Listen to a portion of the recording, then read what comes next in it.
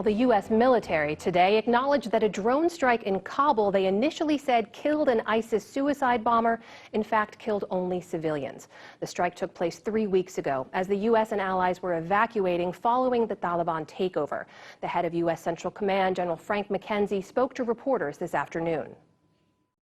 Having thoroughly reviewed the findings of the investigation and the supporting analysis by interagency partners, I am now convinced that as many as 10 civilians, including up to 7 children, were tragically killed in that strike.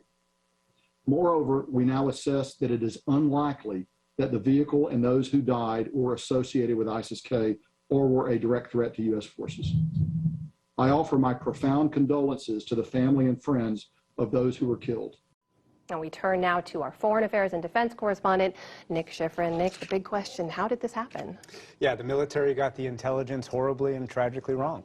General McKenzie, who we just saw, said following the August 26th attack that killed almost 200 Afghans and 13 U.S. service members, the military had 60 pieces of intelligence, both intercepts and also human intelligence, that indicated an imminent attack, including with a white Toyota Corolla with a car bomb. That morning of this attack, a white Toyota Corolla pulled up to what the military believed was an ISIS safe house. And in fact, the next day, there were ISIS rockets fired nearby. But back to the day, McKenzie provided this map to reporters. He said that the military followed the car all up and down those lines for 6 hours with 6 drones, watched the driver put drugs in the truck, and park less than 2 miles from the airport. McKenzie said the strike was not rushed. They chose a location they thought was isolated and even had the missile timed so that it would go off inside the car to try and minimize civilian casualties. And yet,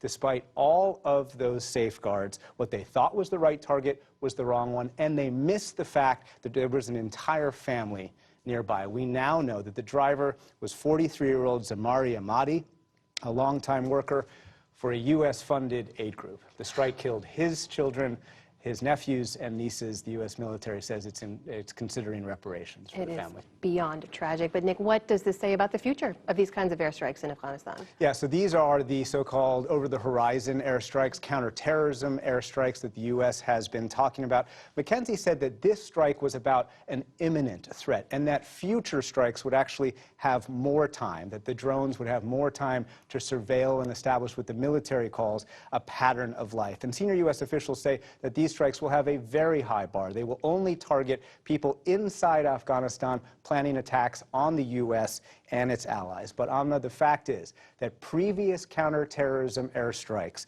with that extra time, with what the military believed at the time of these strikes was the established pattern of life, they believed they were hitting terrorists, even those strikes have caused civilian casualties. Some intelligence officials are joking to me that what the military calls over the horizon is in fact over the rainbow. And the fact is, at the end of this investigation reveals the final action that the U.S. military took offensively in Afghanistan after 20 years of war killed an aid worker, U.S.-funded aid worker, who was trying to develop Afghanistan.